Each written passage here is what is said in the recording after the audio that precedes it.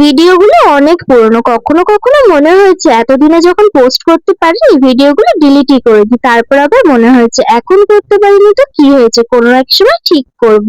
দিনটা ছিল পয়লা বৈশাখের ৩-৪ দিন আগে। আমাদের এখানে আজ ছিল শীতলা পুজো। তাই আজকের দুপুরে মেনু ছিল পান্তা ভাত, চপ আর তার সাথে ডাল পোড়া।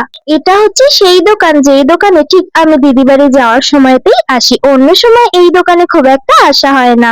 এখন আমি আমার পার্সোনাল র্যাপিডো করে যাচ্ছি গঞ্জ। গঞ্জ পর্যন্ত ভাই যাবে আমার সাথে, তারপরে দিদি আসবে আমাকে নিতে।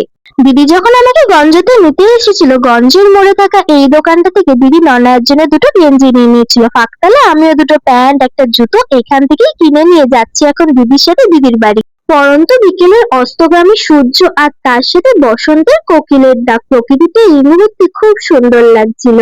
এবার বলি এই সময় দিদি বাড়িতে আসার কারণ কি। কয়েকদিন পরেই আছে দিদিদের গ্রামের পুজো। এই পুজো উপলক্ষে দিদি বাড়িতে কিন্তু বেশ ধুম হয়। পুজোর 1 মাস আগে থেকে শুরু হয়ে যায় দিদিদের বাড়িতে ঘর ঝাড়া, ঘর পরিষ্কার করা, জিনিসপত্র গোছানো গাছানো, আরো কত কি।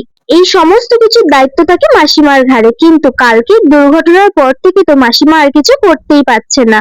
দিদির পক্ষে সব কাজটা একা একা করা খুব চাপের হয়ে যাচ্ছে। আমার যেহেতু দুদিন ছুটি ছিল তাই ভাবলাম দিদির হাতে হাতে যেটুকু পারি একটু হেল্প করে দিয়ে আসি।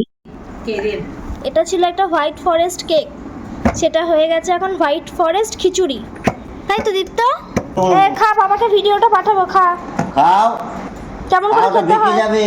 খাও, আমাকে খা। এবারে খাবো না, ভেঙেছি তা খাও। না, ভেঙেছি। ভেঙেছে আর খাবে না। ভাবলাম সন্ধেবেলা কেকটা খেলে ওকে আপাতত কিছু খাওয়াবো না, কিন্তু ওটা মুখেই তুললো না। তাই এখন বসেছি বেটাকে খাওয়াতে।